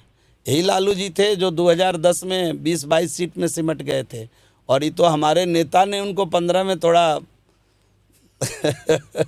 तो इसलिए मैं उन विषयों में नहीं जाना चाहता हूँ। मैं तो कई बार कहता हूँ कि धन्यवाद करो नीतीश जी का कि तेजस्वी जी आप नेता हो गए। मैं तो बोल देता हूँ कई बार। हाँ, बोलते हैं, बोल देता हूँ मैं ये बात। नीतीश जी से कहा है कभी आपने? तो हंसी मजाक में बनी वो सीएम साहब भी इस बात को जानते हैं, कोई ऐसा तो नहीं कि नहीं जानते। आखिर नीतीश तेजस्वी यादव को जरूर पैदा लालू यादव जी ने किया होगा, लेकिन नेता तो नीतीश कुमार जी ने बनाए, पूरा दुनिया जान रही है इस बात को। अगर मैं इसको आपके कैमरे पर सच बोल दूं, इस बात को कोई नाराज हो जाए तो मैं क्षमा चाहता हूं इस बात के लिए। लेकिन ये बात तो सच है कि नेता उसको अगर किसी ने बनाया तो मुख्यमंत्री जी ने उसको नेतृत्व का जीवन दान दिया, इसमें कोई दो राय नहीं, कोई दो राय। अच्छा, अभी हाल फिलहाल में आरजेडी के एक विधायक हैं, तभी मैं कभी टोकता भी हूँ जी, जब वो सब पर बोलते हैं तेजस्वी जी तो मैं चुपचाप बैठा रहता हूं सदन में। जब सीएम पर बोलते हैं तो मैं टोकता भी हूं। कम से कम इनका जरूर थोड़ा सा बोलने के पहले 4 बार सोचो कि तुम आज यहां बोल रहे हो तो इनके कारण बोल रहे हो, थोड़ा सोचो। और इस पर कई बार वो भड़क भी जाते हैं, लेकिन हमारा काम है बोलना। मैंने बोला न्याय के लिए मैं खड़ा होता हूँ और मैं बोलता हूँ। लेकिन इस बार तो हद हो गया विधानसभा नहीं, में, ठीक इस नहीं सत्र है, में ठीक नहीं है। नहीं, लोकतंत्र में उसके लिए अफसोस है आप लोगों नहीं, को? हम लोग तो लोकतांत्रिक मूल्यों का पालन किया। नहीं, राष्ट्रीय जनता दल के लोगों ने जिस चरित्र, और कल आप देखे किस प्रकार उधर से 4 विधायक जिस तरह से कूद कर आए, लगा सत्ता पक्ष के हमारे सचेतक पर हमला बोल देंगे। अगर जनक सिंह पर मार्शल बीच में ना आता तो शायद वो कुछ घटना घटित कर बैठे होते। तो ये लोकतंत्र का न तो चेहरा है, न चाल है, न चरित्र है। ये राजद के लोग ही कर सकते हैं। आप देखें कि सत्ता पक्ष के लोग किस प्रकार शांति से बैठे रहे अपने जगह पर, और सत्ता पक्ष के उल्टा कुछ विधायक मिलकर के लोगों को शांत करने में लग गए। तो ये ठीक नहीं। लोकतंत्र संवाद से चलेगा, लोकतंत्र संवाद से चलेगा, और संवाद की जगह है सदन। वहाँ इस प्रकार का कुर्सी पटक दिए, टेबल, आप देखे होइएगा कि टेबल पटकने की कितनी मगजमारी हुई। इतना अपने क्षेत्र में जाकर कुछ काम को करने की मगजमारी करते तो जनता को संतोष होता। टेबल उल्टा देना, टेबल पलट देना, कुर्सी फेंक देना। जिस कुर्सी के लिए संघर्ष कर रहे हैं उस कुर्सी की हालात कैसी कर दे रहे हैं सदन के अंदर राजद के लोग। इसीलिए अब उनको कुर्सी मिलने वाली नहीं है, कुर्सी नहीं मिलेगी। लेकिन आप कह रहे हैं उनको कुर्सी नहीं मिलेगी। उनके एक विधायक हैं मुन्ना यादव, मीनापुर के विधायक है, कह रहे हैं सिंह, मिश्रा, झा, शर्मा का जमाना खत्म। वही तो पढ़ाया गया था। लालू जी ने तो यही बोला था 90-91 में, भूरा बाल साफ करो। हाँ, तो उसी पाठशाला के ये विद्यार्थी के नाते मुन्ना जी ने ऐसा बोला है। तो वो जनता फैसला करेगी। अब ये 90 का बिहार तो है नहीं, ये 2025 का बिहार है। 2 ही महीने बाद जन अदालत में जाने वाले हैं। बिहार की महान जनता, मीनापुर की महान जनता दूध का दूध, पानी का पानी करने वाली है, आप याद रखिएगा। नहीं, वैसे भी लग रहा है कि जो भूमिहार ब्राह्मण है, इन लोगों की राजनीति अब सही में खत्म। अब किसी पार्टी में कुछ किसने कह दिया? ये क्यों आप कह रहे हैं? ये किसने कह दिया? निष्ठा जब तक होगी सेवा भाव का, कोई नहीं रोक सकता है, कोई आपको नहीं रोक सकता है। आप इंसान तो छोड़ दीजिए, आप अगर किसी एक तोता, एक पैरट पाल लेते हैं घर में, उससे स्नेह करते हैं, वो आपका वफादार हो जाता है। तो इंसान तो छोड़ दीजिए, आपका सेवा भाव रहेगा, आपके अंदर निष्ठा भाव रहेगा, तो ये सारा बंधन बाउंड्री तोड़ करके लोग मतदान करते हैं। अगर ऐसा न किया होता तो 15 के अंदर एक छोटे किसान परिवार का व्यक्ति, एक शिक्षक का पुत्र चुनाव जीतकर 15 में सदन में ना आया होता। इसलिए मैं इस बात को नहीं मानता हूं कि अब ये समाज सिमट जाएगा और वो समाज बढ़ जाएगा। जिसमें निष्ठा होगी, जिसमें जनता के प्रति सेवा भाव होगा, वही बार बार चुनकर आएगा। बाकी कोई फार्मूला इस देश के लोकतंत्र में कामयाब होने वाला नहीं। लेकिन मुन्ना यादव अगर इस तरह का बयान है तो क्या लगता है? नफरत फैला रहे हैं, नफरत फैला, क्या अगड़ी पिछड़ी की नफरत फैला रहे हैं, समाज के अंदर नफरत फैला रहे हैं। जो समाज लालू जी के दंश के बाद निकल करके एनडीए सरकार में एक हो चुका है, एक साथ मिलकर बिहार को आगे बढ़ा रहा है, एक साथ मिलकर मीनापुर, मुजफ्फरपुर को आगे बढ़ा रहा है, उस समाज के बीच खाई पैदा करना चाहते हैं केवल अपने चुनाव जीतने के उद्देश्य को लेकर के। और मीनापुर की महान जनता इस बात को अच्छे से समझ रही है। और आप लिख कर रखिए कि दूध का दूध, पानी का पानी इस बार चुनाव में हो जाए। अच्छा, आप कह रहे थे तो मतलब भूमिहार और ब्राह्मण की जो राजनीति है वो हाशिए पर नहीं है बिहार में? कैसे चली जाएगी हाशिए पर? सेवा भाव, निष्ठा भाव के साथ जो मैदान में डटा हुआ है, चाहे वो भूमिहार हो, चाहे वो ब्राह्मण हो, चाहे वो राजपूत हो, चाहे वो मैं कहता हूँ लाला हो, चाहे रविदास हो, चाहे पासवान हो, चाहे मंडल हो, अमात हो, कोई भी हो, मैं कहता हूँ जिसके अंदर सेवा भाव है और सेवा भाव के साथ जो अपने मैदान में डटा हुआ है, उसको वहाँ की महान जनता बार बार अवसर देगी। इसमें कोई किंतु परंतु नहीं, कोई किंतु परंतु। अच्छा, एक इधर परमेश्वर मुखिया वाला मामला उठाने की कोशिश हो रही है आरजेडी के नेताओं के द्वारा, तो क्या आप कैसे देखते हैं? मुझे मालूम नहीं इन विषयों में, मैं बहुत ज़्यादा मुझे जानकारी है नहीं कि वो क्या उठाना चाह रहे हैं, वो क्या करना चाह रहे हैं। उन्हीं के ज़माने में तो ये सब काम हुआ करता था। कितना नरसंहार हुआ आपको मालूम होगा चंदन जी। आप जरा सोच कर रूह कांप जाएगा कि लोगों को लाइन में खड़े करके अगर गले रेत दिए गए, तो वो सब घटना जिन लालू यादव जी के ज़माने में हुआ है, उस ज़माने को पुनः घुमा कर तेजस्वी यादव लाना चाहते हैं।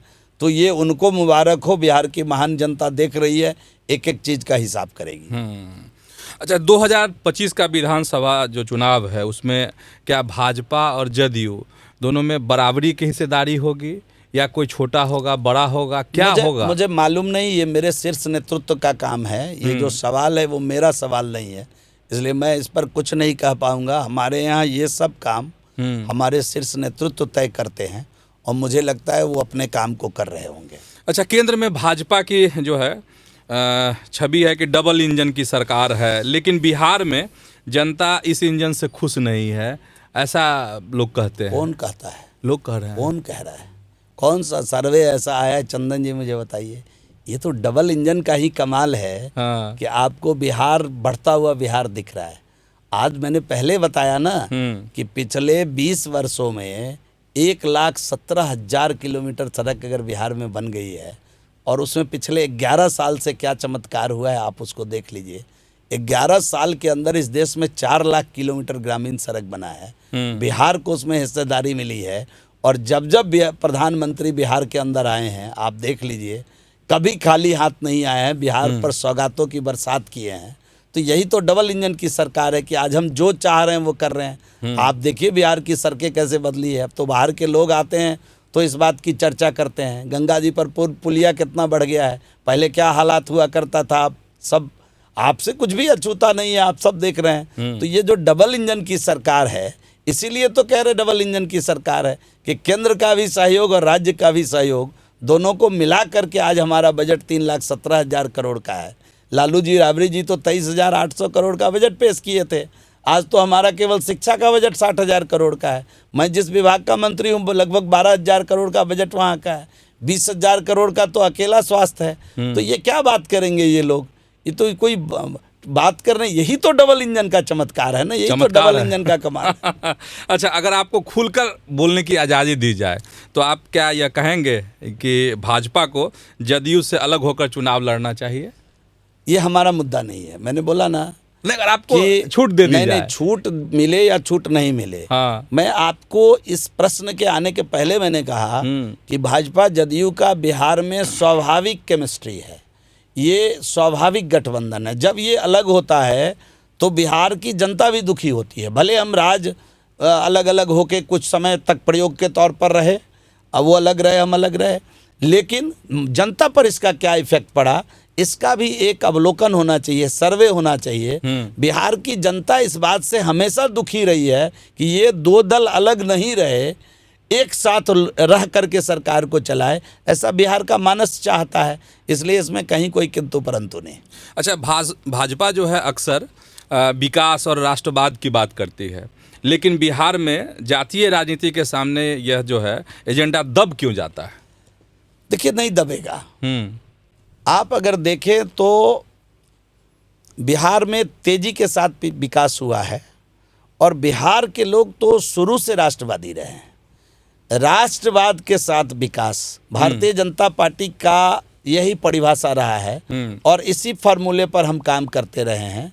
अगर बिहार की जनता हमारे साथ नहीं है तो हम 2-4 सीटों से बढ़कर 80 पर कैसे आए जी? और निश्चित रूप से बिहार की जनता एनडीए के साथ है। हम एनडीए साथ मिलकर चुनाव लड़ेंगे और पांचों दल मिलकर चुनाव लड़ेंगे। और मैंने आपको कहा कि 2025 225 लिखकर रख लीजिए, मैं यहीं आकर बैठने वाला हूं फिर चुनाव के बाद। लेकिन एनडीए में मतभेद है, इधर जीतन राम मांझी कुछ कहते हैं, चिराग पासवान के अलग अलग। आपके घर में चंदन जी कितने लोग हैं? आपके घर में कितने लोग हैं? 8-10 लोग हैं। सब में मन मिल जाता है क्या? कभी कभी किसी तो मतलब एनडीए में मन नहीं मिल रहा। कभी कभी किसी बात पर हो सकती है कि राय एक नहीं होती होगी, लेकिन परिवार क्या टूट गया आपका? हम अलग बैठे, किसी मुद्दे पर भिन्नता हो सकती है, लोकतंत्र यही है। पार्टियां जब अलग अलग होगी तो हो सकता है कि किसी बात पर हमारी भिन्नता हो जाए, लेकिन जब as a NDA, as a गठबंधन के घटक दल, रंच मात्र भी हमारे बीच कोई मतभेद नहीं है। हम एक हैं और पूरे ताकत के साथ डंके की चोट पर साथ में मिलकर लड़ेंगे और तभी मैं कह रहा हूं कि 225 सीट जीत कर आएंगे। तो चिराग के जो बयान होते हैं उससे आप लोग असहज नहीं हो जाते कि चिराग इस तरह के शब्दों का क्यों इस्तेमाल करते हैं? नीतीश कुमार पर सवाल क्यों उठाते, शासन पर सवाल क्यों उठाते? ये लोकतंत्र है, हर आदमी को अपने हिसाब से अपनी चीज़ों को कहने का हक है, लेकिन मैं बोला ना कि जब गठबंधन की बात आएगी तो हम सभी दल एक हैं और रंच मात्र का कहीं मतभेद नहीं है, ये लिख कर रखिए, ये जान लीजिए। एक बड़ा ताज़ा बयान राबड़ी देवी का, और राबड़ी देवी कहती हैं कि सम्राट चौधरी जो हैं बोरिंग रोड के तो लफुआ थे, गुंडई करते थे, तो क्या कहेंगे इस पर? मैं इस पर कुछ बोलना नहीं चाहता हूँ। राबड़ी जी बहुत उम्र दराज महिला हैं, बिहार की मुख्यमंत्री भी रही हैं, मैं उनका सम्मान करता हूँ। मैं उनके बेटों पर खुलकर बोलता हूँ, मैं उन पर आज तक कभी कुछ बोला नहीं, क्योंकि मुझे अच्छा नहीं लगता है बोलना। और मैं राबड़ी जी से कहूँगा इस प्रकार के शब्दों का चयन ना करें, अच्छा नहीं है। जिस प्रकार आज भी एक मीडिया में बोलते बोलते उन्होंने कुछ शब्दों का चयन किया, ये ठीक नहीं है। उनको भी अपने मान मर्यादा के लिए इस प्रकार के शब्दों का चयन करने से बचना चाहिए। कुछ लोग तो लालू जी के बारे में भी पहले कहते थे, जब राजनीतिक जीवन में नहीं थे तो कहाँ बैठते थे, क्या करते थे, किससे खैनी खाते थे, किसका पान खाते थे, तो उसका जिक्र करना उचित नहीं है, यथोचित नहीं है। बिहार के मुख्यमंत्री रह चुके हैं। ये अलग बात है कि चारा घोटाले में वो मुजरिम हो चुके हैं, वो घोषित मुजरिम है, रजिस्टर्ड मुजरिम है, तो उन पर कोई कुछ कहे अलग बात है, लेकिन मैं इन सवालों से बचना चाहता हूँ। लेकिन कह रहे हैं कि मेरे तेजस्वी के जान पर खतरा है।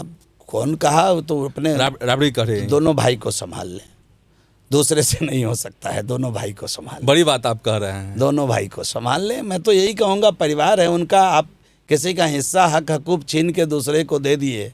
परिवारवादी पार्टी में जो पहले से चला आता है, परिवारवादी पार्टी रही है, राजा महाराजाओं का घर घराना रहा है, चंदन जी, उसमें बड़े बेटे को युवराज बनाया जाता रहा है। ये परिवारवादी पार्टी, ये पहला रजवाड़ा है, मैं रजवाड़ा ही बोलता हूँ, जिसमें बड़े बेटे का हक काटकर छोटे का राज तिलक हो गया, राज्याभिषेक हो गया। तो ये बात तो कचोटती होगी ना अकेले में बड़े बेटे को। तो ये राबड़ी जी को अपने घर को संभालना चाहिए। बिहार में किसी को कोई खतरा नहीं है, कोई खतरा नहीं, कोई खतरा नहीं है। उनको अपने घर को संभालना चाहिए। झूठी सिंपैथी गेन करने से बेहतर है कि अपने घर को संभालना चाहिए।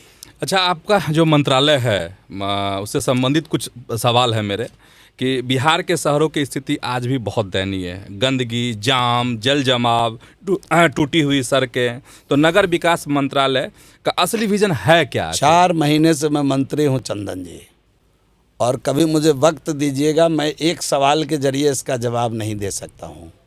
अभी केवल 4 महीने 5 महीने की मेहनत में आपको शायद पता चला होगा कि पटना अभी मिनिस्ट्रियल अवार्ड को प्राप्त किया है। दिल्ली के अंदर पटना शहर को मिनिस्ट्रियल अवार्ड मिला है।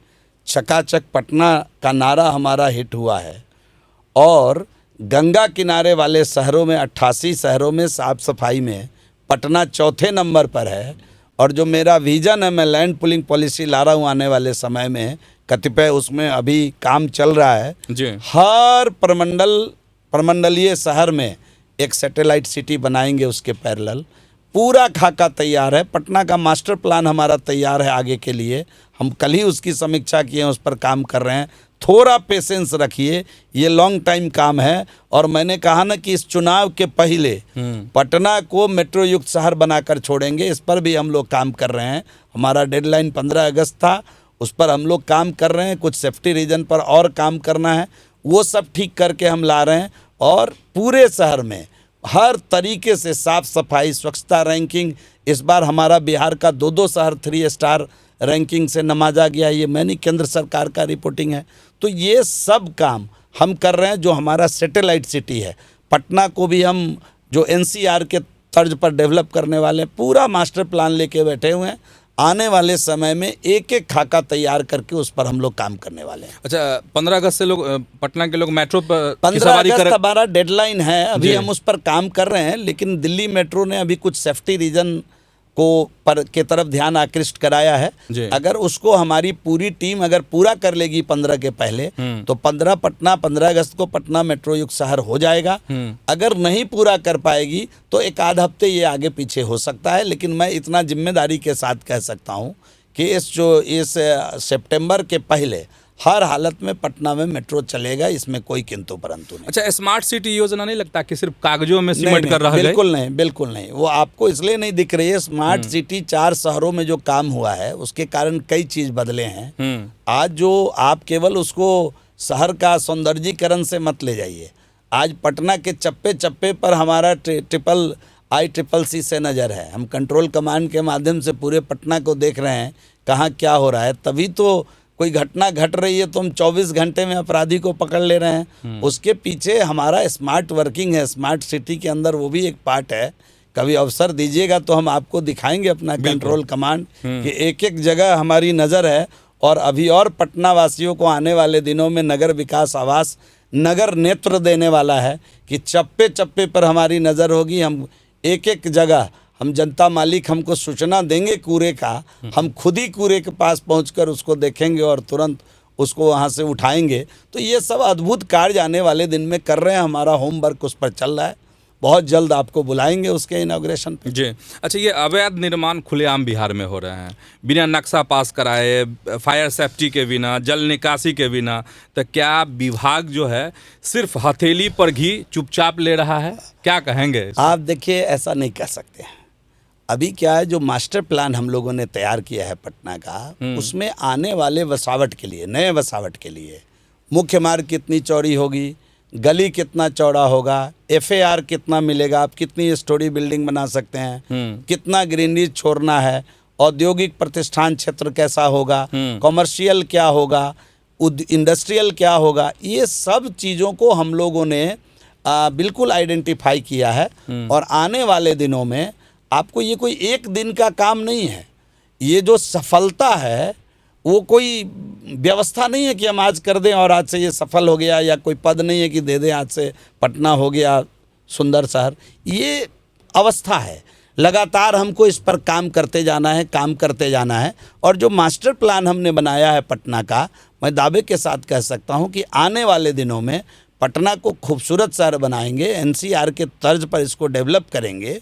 और जैसे ही अभी JP सेतु के पैरेलल एक पुल बन रहा है, आप देखे होइएगा, हम आगे सोनपुर को भी डेवलप कर करके इस सिटी का, इसका जैसे गुड़गांव, नोएडा, दिल्ली है, उस तर्ज पर इसको डेवलप करेंगे। तो बड़ी लंबी प्लानिंग है चंदन जी, छोटे समय में आप हमसे नहीं जान सकते हैं। अच्छा, एक सवाल और विभाग से कि नगर निगमों के जो है चुनाव हो जाते हैं, लेकिन उनमें पारदर्शिता, क्षमता दोनों की कमी है। क्या आपने कभी इन संस्थाओं को मजबूत करने के लिए अभी तो परसों बिल आया है, आपने देखा नहीं लगता है? अभी बिल आया, उन्हीं को तो मजबूत कर रहे हैं। अभी परसों जो सदन में बिल आया है, नगर पालिका को मजबूती देने के लिए ही तो बिल लाए हैं। और अब तो हम सीधा ट्रांसपेरेंट चुनाव कर रहे हैं। मेयर का चुनाव हम सीधा कर रहे हैं। अगर वोट से कर रहे हैं, सीधा जनता मेयर चुन रही है, डिप्टी मेयर चुन रही है। तो अब कहाँ, अब कहीं पारदर्शिता में कोई झमेला है कि कोई इधर से उधर चला गया, ऐसे हो गया? तो सीधा जनता चुन रही है। तो अब तो पूरी प्रक्रिया नगर इकाई की ट्रांसपेरेंट तरीके से है। और उनको जो 2007 का नियमावली है वो पूरा उनको पावर देता है। उस पावर के हिसाब से हम लोग काम कर रहे हैं। अच्छा, क्या बिहार में टिकाऊ शहरी विकास पर कोई ठोस नीति, जैसे ग्रीन बिल्डिंग हो, वाटर रिसाइकलिंग हो, स्मार्ट ट्रैफिक लाइट्स हो? तेजी के साथ उस पर काम कर रहे हैं जी। अभी पटना शहर में हम लाइट, जो आपका लाइट है, उस सब पर हम AI का इस्तेमाल, टेक्नोलॉजी का कर रहे हैं। बहुत जगह कर रहे हैं, बहुत पे करने जा रहे हैं। और जितना पूरा शहर, जितना हमारा मुख्यालय है, सबको हम CCTV सर्विलेंस पे लेने वाले हैं। सभी जिला मुख्यालय को लेने जा रहे हैं। तो ये सब काम कर रहे हैं। हम योजना बना कर रखे हो। मैंने कहा ना कि आप एक सवाल से हमारी पूरी योजना नहीं समझ सकते हैं। इसके लिए पूरा, जब नगर विकास को आप घंटे 2 घंटे देंगे तो पूरी तैयारी है, पूरा मैकेनिज्म डेवलप है। आप अगर देखेंगे तो भारत सरकार ने अभी अमृत 2 से हमको काफ़ी पैसा भी दिया है राज्य के लिए। और कई शहरों में हम सीवरेज सिस्टम खड़ा कर रहे हैं कि एक बूंद पानी कहीं, नाले का पानी रोड पे ना लगे, इधर ना जाए, उधर ना जाए। But it will take some time. हम ये नहीं कर सकते कि हम आज योजना ले लिए कल कर लेंगे। आप एक चीज़ जान लीजिए चंदन जी, कि बसावट, बसे हुए शहर के अंदर कुछ करना कठिन है। और उस काम को हमने लिया है अपने जिम्मे कि शहर के लोगों का सीवरेज पूरा दुरुस्त हो, एक एक घर का पानी सीवरेज में जाए। हम एसटीपी भी ला रहे हैं कि तेज़ बारिश में हमारा वाटर मैनेजमेंट कैसा हो, पानी कहीं वाटर लॉगिंग नहीं हो, पानी किस प्रकार शहर से निकल जाए। थोड़ा वक्त तो दीजिए, अभी तो 4-5 महीने में इतनी प्लानिंग कर दी, ये क्या कम है? आने वाले दिनों में और एक एक घर तक जलापूर्ति पहुँचाएंगे। जो पीछे कुछ प्रॉब्लम भी हुआ है उस सब को ठीक करके एक एक घर तक जलापूर्ति पहुँचाएंगे। नागरिक सुविधा हर हालत में बहाल करेंगे, ये पहला लक्ष्य है सरकार का। अच्छा, मिथिला के कनी गप, मिथिला के विकास की अहाँ के नजरिया से कि समुचित विकास भेलै कि नहीं भेलै? चूँकि कहल जाइ छै कि एहि तऽ गंगा के एहि पार के अलग हाल और उम्हर के किछु और। लालू जी के समय में खाली वोट लेल गेलै मिथिला से, कोनो कतौ विकास नहीं भेलै। मिथिला बाढ़ि में डूबैत रहल, चिचियाइत रहल, मरैत रहल। लेकिन नीतीश जी आला, एनडीए सरकार जब आयल तो मिथिला तो बढ़ रहा है, दिन रात, दिन दुगुना रात चौगुना। मिथिला के दरभंगा के केंद्र के एयरपोर्ट भेट गेल, पटना के बाद हवाई जहाज से वही ठाम से लोग उड़ैया। दोसर एम्स भेट जा रहा है। 1800 करोड़ के खाली एलिवेटेड रोड अखन दरभंगा शहर के मिले जा रहा है। बड़का हॉस्पिटल बना जा रहा है, एम्स से अलग डीएमसीएच भी 2500 बेड वाला अस्पताल बना जा रहा है। तो मखाना के केंद्र दरभंगा से हो भ गेल। अभी मखाना बोर्ड के निर्माण से हो, जीआई टैग मखाना के भेट गेल। तो एनडीए सरकार जब से आई तब से मिथिला पर तो सौगातों की बरसात कर रही है। और हम तो कहते हैं कि प्रधानमंत्री जी का प्रेम बसता है बिहार में, और उसमें भी अगर थोड़ा ज़्यादा कहीं बसता है तो मिथिला है, निश्चित रूप से आप देख रहे हैं। हाँ, लेकिन कहै छै कि टकराहट भऽ रहल छै भाजपा के नेता में आ जदयू के नेता में कि नहीं हम छी आब। अच्छा ठीक, सीनियर नेता हम लेबा में अहूँ लू ना, अहूँ जाके कहूँ हमहूँ ले लूँ, लेकिन टकराहट छै लेकिन ना। सबटा चीज प्रधानमंत्री जी और मुख्यमंत्री जी देलखिन। जेना अभी वर्ल्ड क्लास हम सब बनावे जा रहल छी नगर विकास आवास, वर्ल्ड क्लास दरभंगा के बस स्टैंड बनावे जा रहल छी। हाँ। 3टा पोखर जे दिघी हराही एकरा जोड़ के अभी 75 करोड़ रुपया के आखिर ओकरा तीनों के जोड़ के एगो सुंदर सौंदर्यीकरण कऽ के झील के नजारा देवे जा रहल छी। तो ई सब टका से अगर स्थिर रहू ना अखन, अगर अखन दरभंगा के स्टेशन 400 करोड़ के लागत से वर्ल्ड क्लास स्टेशन बना जा रहा है। एसटीपीआई सेंटर दरभंगा में आ गल, के लैला कखनी लैला कोन बेर लैला फेरी में नहीं पड़ू। लेकिन छीना झपटी छै, देवा वाला प्रधानमंत्री, देवा वाला मुख्यमंत्री, लेवा वाला मिथिला के लोग, तो मिथिला के विकास भ रहा है। प्रसन्न रहू, अहूँ रहू। लेकिन जदयू के नेता भी मोच पिजबै छै, अखन और बीजेपी के नेता भी अखन और जानू। अच्छा, अखन और जानू, शोभन से लेकर मकिया तक पश्चिमी तटबंध पर पूरा सड़क बना के हर अब सीधे ओकरा सीतामढ़ी से जोड़ के भी टेंडर भ गेल। तो ई सबटा काज दनादन अगर दरभंगा में भ रहा है तो ओकर तो विकास होबे करती, के रोक लेती। अच्छा, मैथिली और जे मिथिलांचल के आंदोलन छै तो ओहि पर अपने के सोच की छै कि अलग राज्य बनऽ के चाहिए नहीं बनऽ के चाहिए?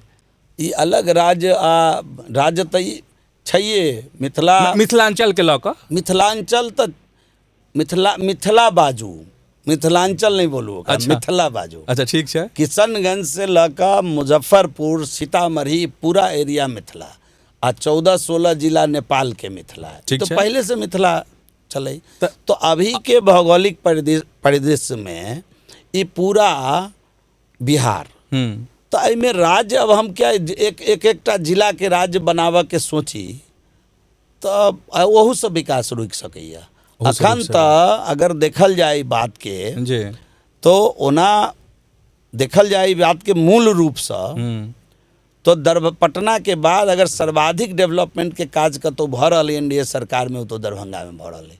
ओना सब शहर के विकास भेलै। अब मोतिहारी का भी 720 करोड़ रुपया खाली नगर विकास आवास के तरफ से दिले, सासाराम के 400 करोड़ के सीवरेज मिल रही। लेकिन पटना के बाद सर्वाधिक विकास दरभंगा के भेलैया। तो राज्य के राजधानी के तौर दोसर राजधानी तो बिहार के डेवलप भइए रहल छै। दरभंगा तो दहर्जा की छै। अच्छा, ओकरा अलग कोना कोनी में बांटे के कोन काज? हम दरभंगे से पूरा बिहार पर पूरा करी राज, तो इमे कौन हर्जा? कोई हर्जा द्वारे ई सब गप कहि का नहीं। अच्छा, एक एकदम गंभीर सवाल छै अहाँ से। कि जे दवाई वाला अहाँ पर आरोप लगलै, तकर एहि पॉडकास्ट के माध्यम से किछु कहऽ चाही अहाँ? ओकरा हिंदी में लऽ लूँ और लोग अच्छा, समझते हाँ, हैं। दवा को लेकर कि नकली दवा की सप्लाई करते थे जीवेश मिश्रा, और इस वजह से आप कोर्ट का भी सामना करना पड़ा, सजा की भी बात सामने आई। तो अगर आप इस पॉडकास्ट के माध्यम से दुनिया को कुछ बताना चाहते देखिए, हो? जिन लोगों ने इस विषय को रखा, उनको न तो देश के संविधान की समझ है, न ड्रग एंड कॉस्मेटिक एक्ट का समझ है, न वस्तु स्थिति की जानकारी थी, न कोर्ट की व्यवस्था का समझ है। इसमें कोई सज़ा नहीं हुई है। और इसमें जिस बात की चर्चा कर रहे हैं, अभी तो मैंने नोटिस भेजा है पप्पू यादव जी को, रोहिणी आचार्य जी को, एक हमारे इधर से कभी चुनाव लड़े ऋषि मिश्रा जी को, मशकूर उस्मानी जी को, इन कांग्रेस पार्टी को, मैंने सबको नोटिस भेजा है। मैं जवाब का इंतज़ार कर रहा हूँ। वो अगर जवाब क्या भेज रहे हैं उसके बाद डिफेमेशन फाइल करूँगा। आप ज़रा समझिए चंदन जी, जिस दवा को हम बनाए ही नहीं उसका मैन्युफैक्चरिंग डिफेक्ट में हम दोषी कैसे हो जाएंगे? जिसको मैं बनाया ही नहीं, जिसको मैं पैदा ही नहीं किया, उसके लिए मेरी लायबिलिटी कैसे हो गई, ये बता दीजिए। तो ये तो इनको जानकारी का अभाव था। एक नया नेता आए हैं, उस दिन हल्का एक दिन बयान दिए, मैं कहा ये दे बयान, इसके बाद मैं रगड़ के न रखा इनको। मैं रंच मात्र भी, रत्ती भर भी इस पूरे प्रकरण में मेरे ऊपर कोई दोष नहीं है। और ये मामला अभी पूरा का पूरा डिस्ट्रिक्ट जज के पास है। आप क्या मतलब कोर्ट क्या मानना कर रहे हैं कि सजा हो गई? कोर्ट ने जो ऑर्डर पहले आया था उस पर रोक लगा दिया, इन्हीं तथ्यों पर रोक लगाया कि he is not a manufacturer. तो इन्हीं तथ्यों पर डिस्ट्रिक्ट जज ने रोक लगाया, और रोक लगा करके अपील अगले सुनवाई की तिथि तय कर दी। उसके बाद जिन मीडिया के भाइयों ने, मुझे तो उस मीडिया के हाउस पर, घराने पर भी ताजुब होता है कि न्यूज़ कहीं से कुछ भी आ जाए, भले फेक हो, मुझे चलाना है, अपना टीआरपी बनाना है। तो मुझे तो ताजुब हो रहा है कई मीडिया हाउस पर, अच्छे मैं नाम नहीं लूँगा यहाँ बैठ करके, लेकिन ज़रा कभी कोई न्यूज़ आवे तो बैक उसका कैलकुलेशन हो जाए, अपने टीम से उसकी जानकारी हो जाए। मतलब जिसको बनाया ही नहीं आपने, उसके लिए आप दोषी कैसे हो जाएंगे? और कोर्ट ने इसी पर रोका है। कोर्ट रोक करके उसको अपील में लिया है। अभी मामला सब जुडिस है। आप हल्ला मचा रहे हैं, आप मेरे छवि को चुनाव में जाने के पहले खराब करना चाहते हैं। कांग्रेस पार्टी झूठी पार्टी है, झूठा प्रचार करती है, और मैंने सबको नोटिस भेजा है। वो हिम्मत है तो समय पर जवाब देकर देख लें। मैं कोर्ट में रगड़ कर छोड़ूंगा, और मैं छठी का दूध याद दिला दूंगा। मैं कह रहा हूं, मैं जब से पैदा हुआ हूं तब से कोई इलीगल काम मैंने अपनी ज़िंदगी में नहीं किया है। और कांग्रेस पार्टी में हिम्मत है तो हमारे नोटिस का जवाब भेज कर देख ले। मैं कोर्ट के अंदर छठी का दूध याद कराऊंगा। ये मैं जिम्मेदारी के साथ आपके चैनल पर बोल कर जा रहा हूँ। चलिए, अच्छा, अब आखिरी पायदान पे हम लोग हैं, और सुबह की पहली चीज़ क्या? चाय की अखबार मंत्री जी का? चाय तो मेरी आदत नहीं है चंदन जी, मैं पीता नहीं चाय। मुझे ऐसे जब आप बिठाएंगे कि क्या लीजिएगा, चाय कॉफ़ी कुछ भी मांग लिए थोड़ा सा जी, आपका मन रखने के लिए। हाँ। चाय ने मुझे कभी भी बस नहीं किया। मैं बचपन में कभी 2 घूंट चाय इसलिए पीता था, अपने पिताजी छोड़ देते थे, थोड़ा सा पी लेता था, इसलिए पी लेता था कि मीठा लगता था। अच्छा। चाय मुझे कभी कंपेल नहीं किया कि मुझे पियो, या नहीं पियोगे तो टॉयलेट नहीं जा पाओगे, या सर दुखने लगेगा, बदन दुखने लगेगा। मैं किसी भी नशा के बसीभूत नहीं हूँ। तो इसलिए मैं जब सुबह उठता हूँ तो कई बार तो ऐसा होता है पानी पीऊँ, नहीं भी पानी स्वास्थ्य के लिए पीता हूँ, लेकिन नहीं भी पीऊँ तो मुझे कोई दिक्कत नहीं होती है टॉयलेट जाना और आगे स्नान करके पूजा पाठ करने का कोई दिनचर्या।